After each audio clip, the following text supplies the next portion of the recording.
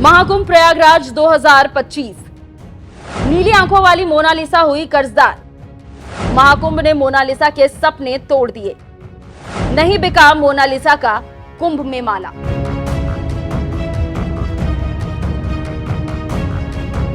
जिसके घर पे मीटर की रीडिंग 600 से कम है, उसको बिजली का बिल 0 आएगा।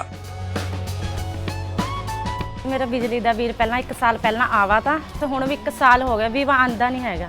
ਜਦ ਆਹ ਭਗਵੰਤ ਮਾਨ ਦੀ ਸਰਕਾਰ ਬਣੀ ਆ ਜੀ।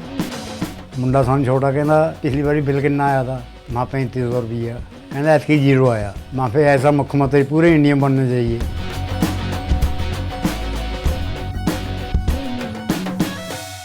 नमस्कार, न्यूज एक्सप्रेस देख रहे हैं आप। आपके साथ मैं हूं खुशबू राय। 144 साल बाद महाकुंभ को लेकर देश के लोगों में काफी उत्साह था।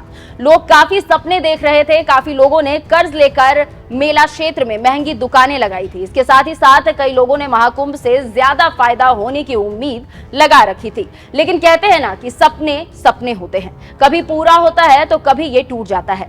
जैसे मौनी अमावस्या पर जो भगदड़ मची है और जिनके परिवार के लोग अब इस दुनिया में नहीं है, तो उनके लिए ये किसी बुरे सपने से कम नहीं है। ठीक उसी तरह मोनालिसा भी एक सपने लेकर महाकुंभ प्रयागराज पहुंची थी, लेकिन उसका सपना महाकुंभ पूरा नहीं कर सका और जो कर्ज लेकर महाकुंभ के लिए माला बेचने की वो कोशिश कर रही थी, वो सपना धरा का धरा रह गया। आप जानते हैं कि मोनालिसा महाकुंभ की वजह से काफी प्रसिद्ध हो गई थी और उनके साथ सेल्फी लेने वालों की होड़ सी लग रही थी।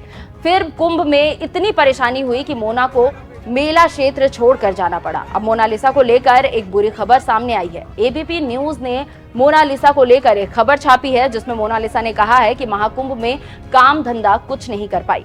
माला बेचने आए थे पर कुछ भी नहीं बिका, उल्टा 35,000 कर्ज लेकर वापस घर पहुंची हूँ। बहुत परेशान हुए वहां, लेकिन अच्छा भी लग रहा था। सभी लोग बहुत प्यार दे रहे थे। तो आप समझ सकते हैं कि कैसे बुरा और अच्छा अनुभव लेकर अपने घर पहुंची हैं मोनालिसा और कर्ज में उनके दिलो दिमाग को किस तरीके से तोड़ा हुआ है। इससे आप ये भी समझ सकते हैं कि कैसे महाकुंभ ने कर्जदार बना दिया है मोनालिसा को।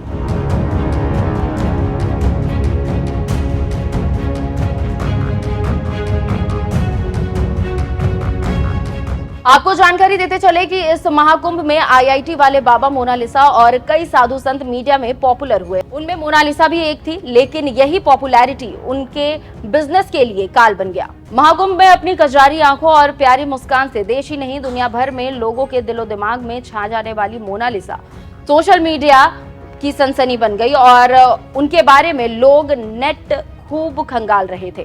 लोग सेल्फी के लिए मोना को खोजने लगे। इसके चलते वायरल हुई मोनालिसा अब अपने घर यानी मध्य प्रदेश के महेश्वर लौट चुकी है। वैसे तो वो पूरे महाकुंभ के दौरान प्रयागराज में रुककर रुद्राक्ष माला बेचने आई थी, लेकिन 15 दिनों के अंदर ही उन्हें महाकुंभ छोड़ना पड़ा। मोनालिसा का मानना है कि वायरल होने के कारण ना तो माला बेच पाई वो, ना ही अपना काम ठीक से कर पाई और तो और ना ही चैन की सांस ले पा रही थी। पूरे समय उनके आगे पीछे कैमरे घूमने लगे थे, जिससे परेशान होकर आखिरकार उन्हें घर जाने का फैसला लेना पड़ा। यही आपबीती मोनालिसा ने एबीपी से साझा की। तो आप समझ सकते हैं कि कैसे महाकुंभ मोनालिसा के लिए बेकार साबित हुआ है और इसी को लेकर मोनालिसा ने अपनी बात रखी है। वैसे महाकुंभ किसी के लिए खुशी और किसी के लिए गम लेकर आया है और ठीक वैसे ही मोना के साथ भी हुआ। आप इस पूरी रिपोर्ट पर क्या राय रखते हैं, हमें कमेंट कर जरूर बताइएगा। नमस्कार।